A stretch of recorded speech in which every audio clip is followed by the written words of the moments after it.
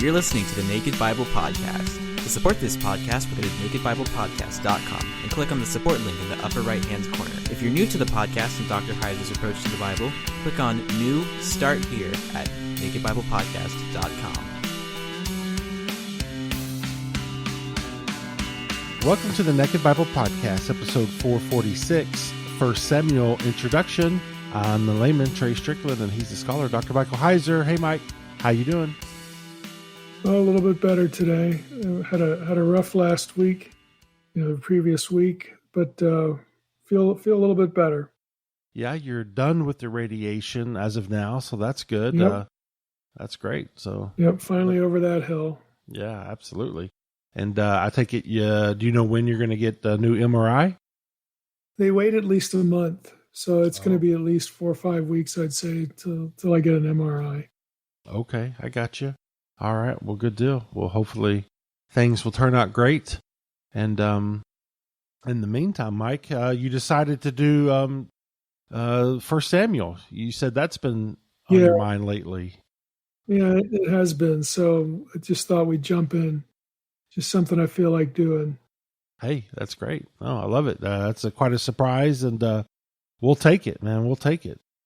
I take it, we have no idea how many episodes or what, but, we'll take whatever you can give us. Yeah, no idea. I mean, it'll depend. We'll see if we're going to loop 2 Samuel into it later. But for right now, at least 1 Samuel. And I felt like doing something Old Testament. And when we get toward the end of 1 Samuel, we'll know if we're going to do 2nd or if we're going to toss something up for a vote or what we're going to be doing. Okay, great. Well, I'm ready, Mike, if you are. All right. Yeah, this is going to be a bit of an experiment. I should confess that up front because I'm going to try to go with a format for each episode beyond this one. I mean, as is our custom, when we get into book studies, we always spend an initial episode introducing the book a little bit. But after this, as we work through sections of the book, I'm going to try to give it a certain format, and you'll be introduced to that next week when we jump into the first unit, 1 Samuel. But it's a bit of an experiment. But for today, I just want to talk a little bit about the book, and I'm gonna be quoting, from a number of sources, again, as is typical for us to do. I view my job in all this as to go through a lot of material and pull out things that would be interesting for the audience or things that would be important to know, and this will be no different. We need to sort of realize a few things up front about 1 Samuel as we introduce the book here. And the first one of those is that 1 Samuel, and for that matter, 2 Samuel, is part of a larger literary work. If you get into the academic literature, you're going to be seeing the phrase Deuteronomistic history or the Deuteronomist, something like that. And I'll comment a little bit later on what exactly that is. But everybody in the field acknowledges that 1 Samuel, and again, of course, 2 Samuel as its partner, belongs to a larger literary work within the Hebrew Bible. So it's not a book in isolation. I'm going to read from Harry Hoffner's evangelical exegetical commentary on 1 Samuel, which is one of my favorites. Hoffner writes, "It is freely admitted that 1 and 2 Samuel were once one book and were subdivided, initially only in the Septuagint, and subsequently in the Hebrew copies, because the text was too long to fit on a single scroll. But there's a larger question that goes beyond practical issues of scroll capacity. Ancient cuneiform compositions often spanned several tablets. They did not need to go by different names on the colophon of each tablet. Rather, the sequence was indicated by tablet number or a catch line between the tablets. There is no particular reason why a larger Hebrew composition, one that may have spanned the entire history of the Israelites in their land, could not have existed on several scrolls. These scroll capacity delimited books may have eventually received individual designations such as Joshua, Judges, Samuel, and Kings." That's the end of what he has to say on that matter. And, again, this is standard representation, to where scholars of all stripes are at. 1 Samuel is part of this larger work that goes from Joshua all the way to the end of Kings. But it's the history of the monarchy. It's the history of Israel in the land more broadly. And First Samuel is part of that. It's only when you get into the Septuagint that these things are divided out into books. And as far as the books and their names, there's kind of an analogous situation with the Torah here. In the Hebrew Bible, the books are named after words in the opening line of each book. It was only with the Septuagint that names were given to the books. For instance, Genesis in the Hebrew Bible is Bereshit. It's the first word of the text. In the Septuagint, it's called Genesis. That's where we get the name from. Exodus in the Hebrew Bible is Ve'ele Shemot. Okay, and now these are the names. But in the Septuagint, it's Exodus. And we could go all the way through the first 5 books of Moses, but you get the idea that in the Septuagint is the one that actually assigns names to these things, as opposed to just calling a book at its head according to some aspect of how the book begins. So Hafner again writes, the ancient Jewish scribes did not follow the naming procedure used for the 5 books of Moses in the former prophets. And you have to know a little bit about how the Hebrew Bible is divided. And the former prophets are, books like Joshua, Judges, 1st and 2nd Samuel, 1st and 2nd Kings, so on and so forth. Ancient Jewish scribes did not follow the naming procedure used for the 5 books of Moses and the former prophets. Instead, they assigned individual books a title based upon subject matter. Joshua was named because he's the central character. Judges, because the book was about a sequence of savior leader figures called judges. Samuel, because he was the first significant character in 1st and 2nd Samuel. And Kings, because 1st and 2nd Kings was a chronological sequence of narratives about the reigns of successive Israelite and Judean kings. This procedure of naming the books obscures the unity of the series, but the scribes had other ways of indicating that unity of the series. All but the first of the 5 books of Moses begin with a conjunction Vav, that's W, if you can imagine this. I know this doesn't translate well to audio, but that's the Hebrew conjunction Vav, and all 5 books of Moses begin with that, except for Genesis, showing that they always were a single series. Likewise, all the books from Joshua through 2nd Kings begin with and Joshua itself is linked to the 5 books of Moses by the same conjunction. It's the end of, again, what Hafner has to say there. So the scribes had ways of stringing these things together to show that they belong together. We're just not used to doing things that way. We're more used to what the Septuagint does, or giving it some name that really arises out of not who wrote it, but who the main character is, or something significant about the book itself.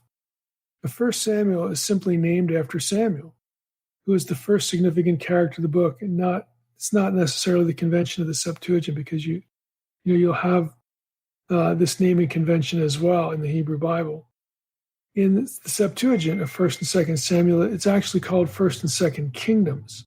And 1st and 2nd Kings are 3rd and 4th kingdoms. Together, these 4 books, 1st and 2nd Samuel, 1st and 2nd Kings, tell the story of the ancient Israelite monarchy from its beginning to its demise at the Babylonian exile. So that's essentially how the book was named and ordered. As far as authorship goes, Hafner writes this. He says, because 1st and 2nd Samuel was originally just one arbitrarily delimited section of a grand historical work containing our books of Joshua through 2nd Kings, it is pointless to inquire who wrote or composed it.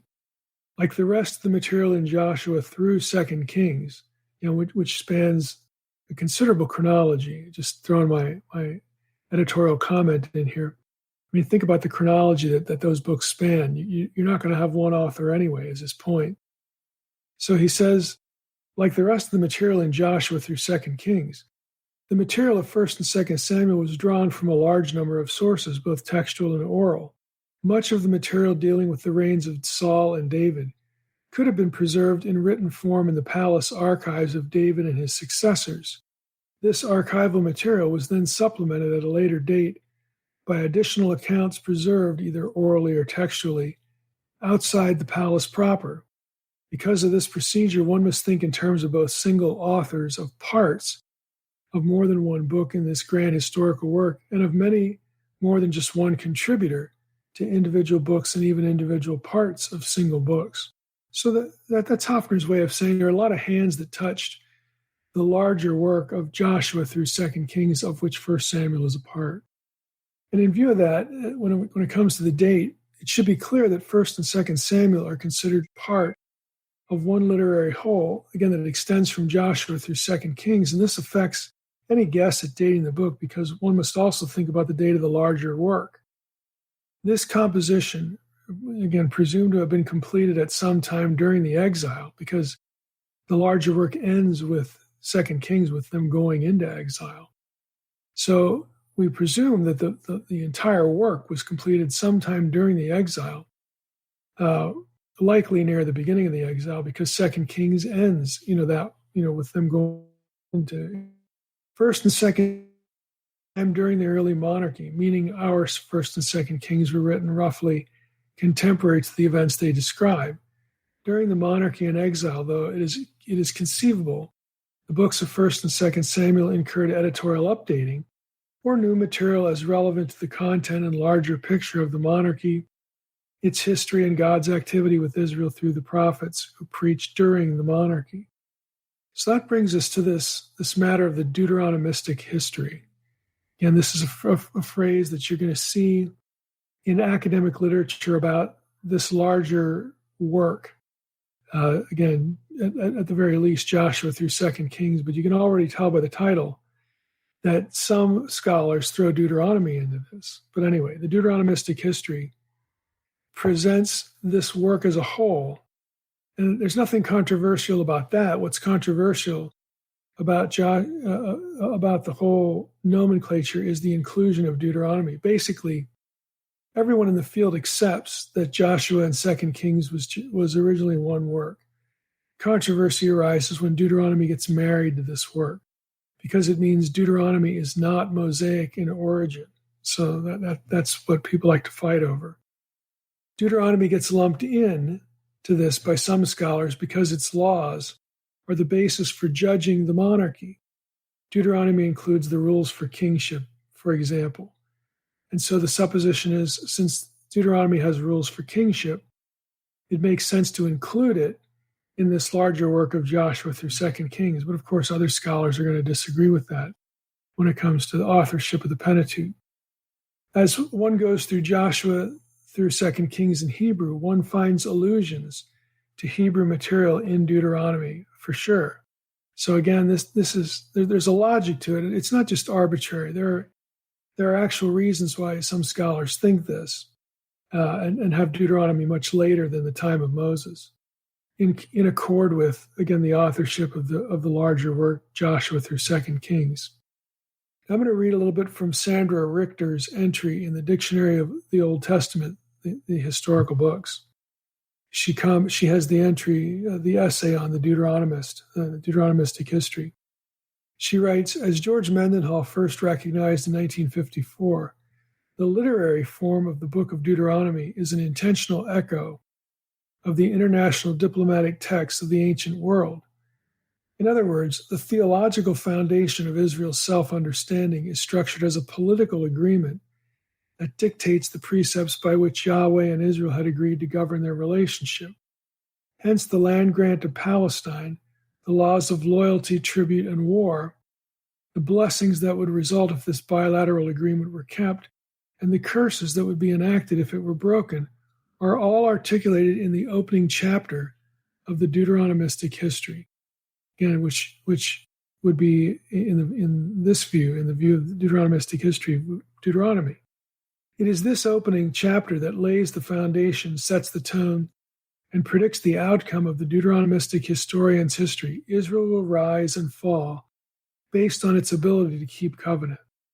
Let me add a quote here from Dillard, Raymond Dillard, in his Festschrift, or Dr. Philip Edgecombe Hughes. He wrote an article called David's Census, Perspectives on 2 Samuel 24 and 1 Chronicles 21. He puts it this way: Deuteronomy provided for the day that the people would want a king.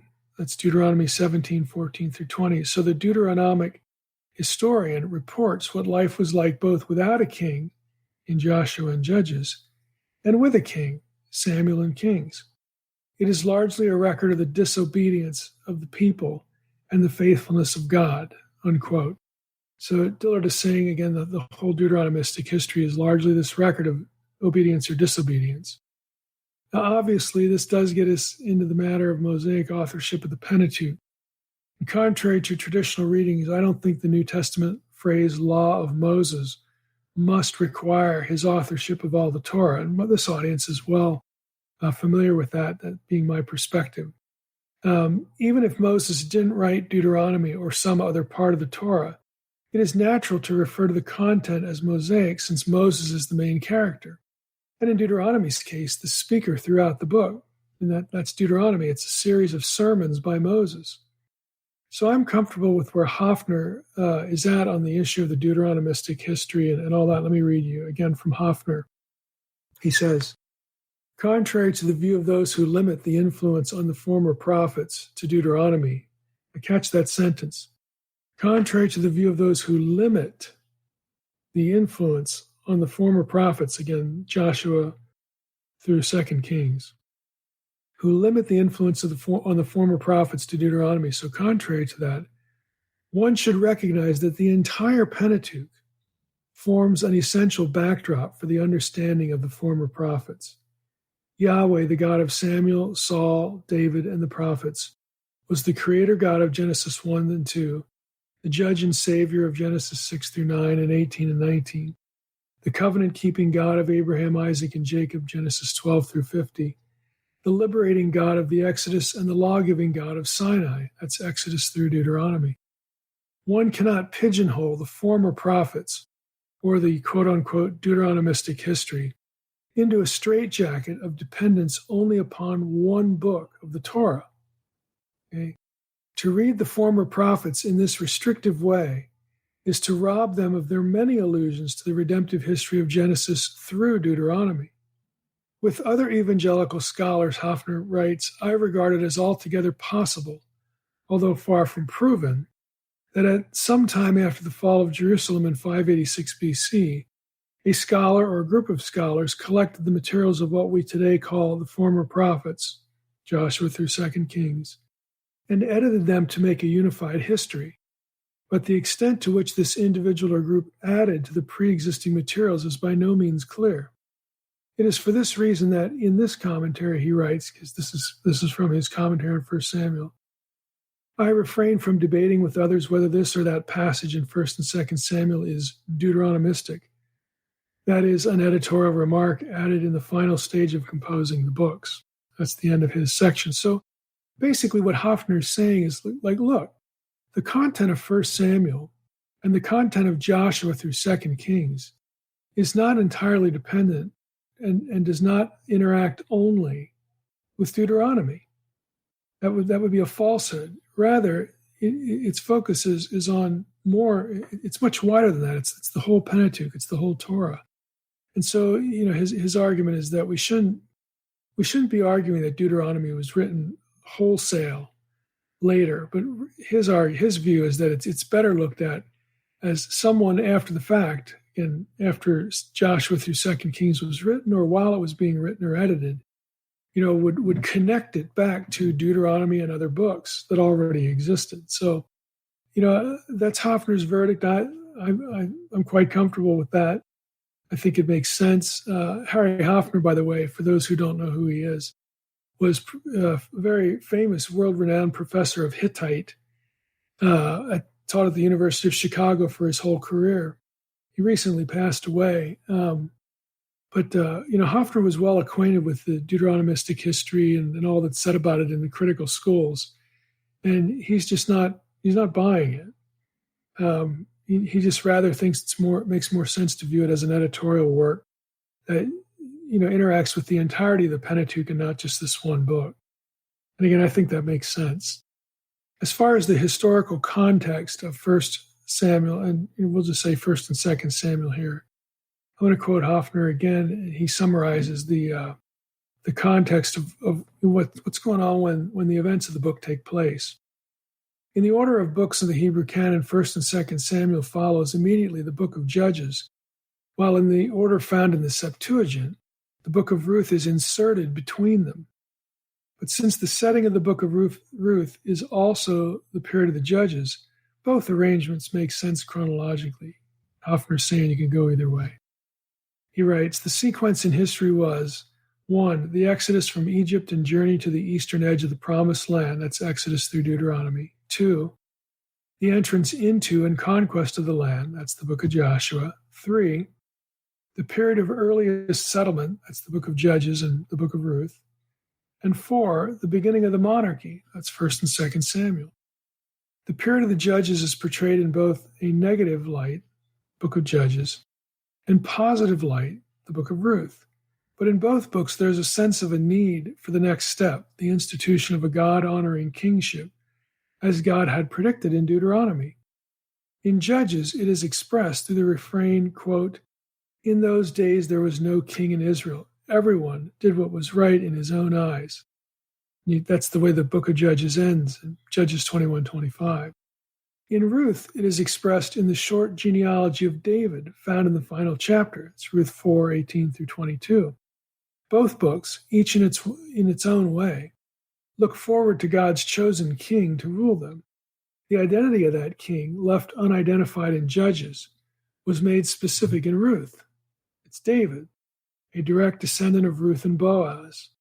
The historical context that follows with 1st and 2nd Samuel is as important as the one that precedes it.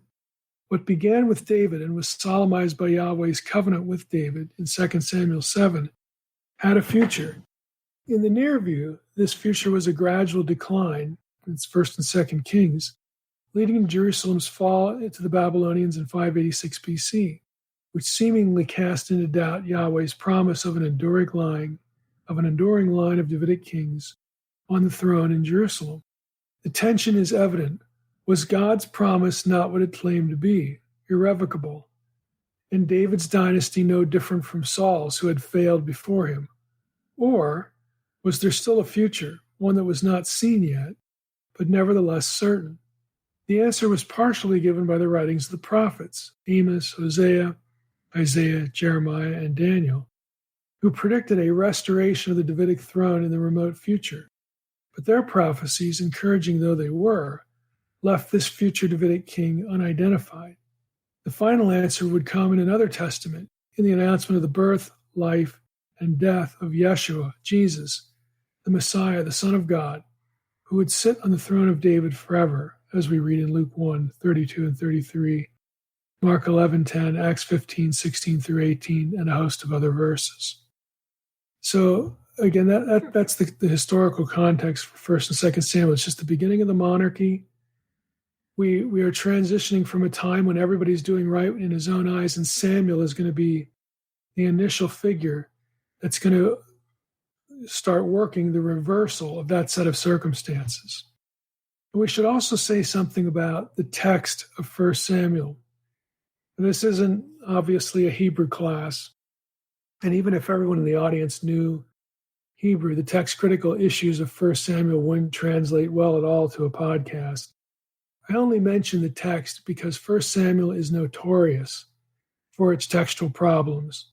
There have been whole commentaries written on the text of Samuel and its problems to deal with the differences between the Masoretic text, the traditional Hebrew text, and the Septuagint and the Dead Sea Scrolls. There are substantial portions of Samuel preserved in the Dead Sea Scrolls, and by and large, but not always, they do not agree with the Masoretic text. They agree with the Septuagint. So there's a close agreement between the Septuagint and the Dead Sea Scrolls, not with the Masoretic text. And so sometimes this is going to help us sort of resolve a problem in what we're going to read in 1 Samuel by appeal to the Septuagint and the Dead Sea Scrolls. Let me just read from Joyce Baldwin's Tyndale Old Testament commentary on 1 Samuel in this regard. She writes, so far as the books of Samuel are concerned, the Hebrew text had long been recognized as presenting problems. Already in 1871, Wellhausen had used the Greek of the Septuagint to reconstruct what he judged to be a more adequate Hebrew text, while Driver could write, quote, "The books of Samuel, though they contain classical examples of a chaste and beautiful Hebrew prose style, have suffered unusually from transcriptional corruption, and hence raise frequently questions of text," unquote. Baldwin continues, the books of Samuel have been well served by finds in Cave 4 at Qumran. There are 3 fragmentary texts of these books, all of which are important for textual study. 1, a well-preserved roll containing both books, which is known as 4Q Samuel A. 2, a handful of very old fragments, which one can date scarcely later than 200 BC, are designated 4Q Samuel B. 3rd, a fragmentary manuscript of 2 Samuel 14 and 15, which is known as 4Q Samuel C. And studies so far have established that there is frequent agreement between Samuel A. Septuagint, also disagreements which need to be accounted for, and the suggestion has been made that each should be regarded as an independent source. Interestingly, where Samuel and Chronicles overlap, catch this, where Samuel and Chronicles overlap, the text from Qumran often preserves a text much closer to the text of Samuel used by the author of Chronicles than to the traditional text of Samuel surviving from the Middle Ages, in other words, the Masoretic text. So it's often different than the MT, the Masoretic text. The task which faces translators of the Old Testament in deciding upon a source text for 1 Samuel, that is the version of the Hebrew from which all participating scholars will work, requires very specialized knowledge and sound judgment if all the relevant evidence is to be taken into account. The standard Hebrew text, the MT, is basic because it was itself the product of scholarly efforts to ensure that only the authoritative traditions were handed on, and every effort was made to preserve intact the text established in the early 2nd century AD. Let me just break in here. She's referring, of course, to the creation of what we know as the Masoretic text, circa 100 AD. Baldwin finishes, she says, nevertheless, there are many places where the Masoretic text of Samuel, as it stands, is unintelligible. It just makes no sense, partly because the language of the Old Testament is no longer perfectly known, but also because of the mistakes made during copying.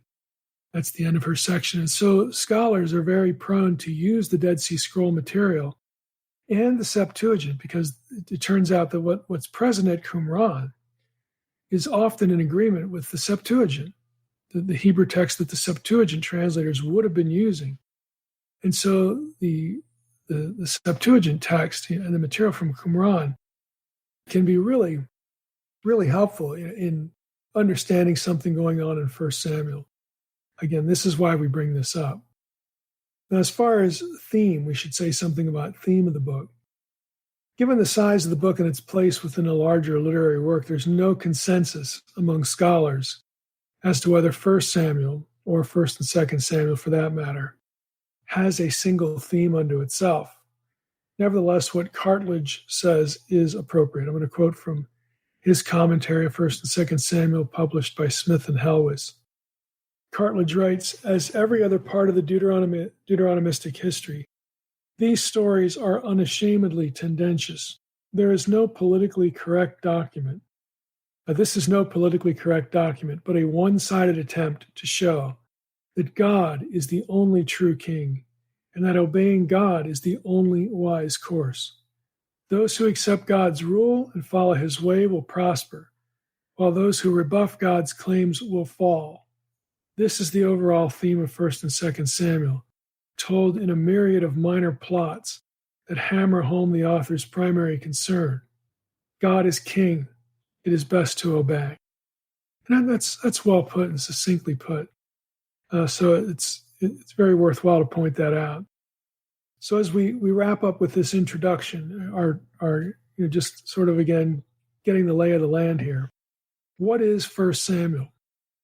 The first installment is of a theological history of the monarchy. That's the simple answer. It's the first installment.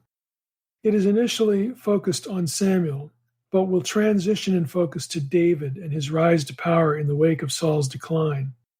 This note about theological history, remember, Richter brought this up too. theological history is important. 1 Samuel never pretends to be an exhaustive historical record or chronicle of either Samuel's ministry or David's rise to power. It never pretends to be that. It is selective in telling stories of these two characters, along with Saul, and judging them theologically by the covenant and curses in Deuteronomy, and again, the larger context of the Torah. We'll treat it as such. In each of the episodes that follow, my aim is to consistently follow a self-imposed template. So this is what I'm going to try to do. When we get into a specific section of the book, first thing we're going to talk about is, what is the chapter or section of the book about? In other words, why is it there? How does it propel the narrative? Secondly, we'll look at, are there any text critical matters text critical issues that matter, because we have this issue with the text of, 1st and 2nd Samuel at Qumran and the Septuagint. If there's anything going on there that's helpful or interesting, we'll be sure to point that out. Third, what are some important literary or theological themes, or what are some important literary or theological outlooks? What some of the broad picture components that you can get? In other words, how does the material that we're looking at in 1 Samuel connect to the wider canon? Not only just the wider overall history, Joshua through 2 Kings, but the wider overall canon. How does 1 Samuel fit into that? How does what we're reading in 1 Samuel connect theologically to the wider Pentateuch, especially the wider Torah? We're going to be taking a look at that. And then lastly, are there any specific nuggets, little rabbit trails that are of interest in the particular section of whatever our episode's about? Again, we'll run down some of those rabbit trails, and that is very similar to what we've done in other book studies. This is not a verse by verse exposition. Honestly, that would be boring. What's more important is to pick out a few things of interest and comment on that. Because as you were reading 1 Samuel, they're going to just be things that make you pause and go, well, what's up with that? And those are the items that I hope to ferret out and hit at least some of them. I mean, there's a lot to be said in this book, a lot of things going on in every section, every chapter. So we'll pick out a few that I think have appeal to the wider audience here of the podcast and zero in on those. So again, we're not going to go through all of 1 Samuel verse by verse. Rather, we want to know how each section or chapter contributes to the stories of Samuel, Saul, and David, followed by items of interest we encounter. That's what we're going to do. Whether those items are textual, archaeological, some kind of narrative art that connects to the wider canon, or which are illuminated by ancient Near Eastern materials. So that's going to be the way we approach 1 Samuel. And I think we're going to learn a lot. I think you're going to get a lot out of it and enjoy it. All right, Mike. Yeah, looking forward to it. It's nice to get back into the Old Testament and your sweet spot. It sounds like it's going to be a fun ride, so I'm looking forward to it. Yeah, well, there's a lot in here. Trust me, there's a lot in the book. Looking forward to it. All right, Mike. I guess expect first chapter, 1 Samuel next week, and I can telegraph that. We're going to go through chapter 1, verse 1, all the way up through chapter 2, 11. So we're going to take that chunk and do it that way. There you go. All right. Everybody's got their homework to go read that. Well, with that, I want to thank everybody for listening to the Naked Bible Podcast. God bless. Thanks for listening to the Naked Bible Podcast. To support this podcast, visit www.nakedbibleblog.com. To learn more about Dr. Heiser's other websites and blogs, go to www.drmsh.com.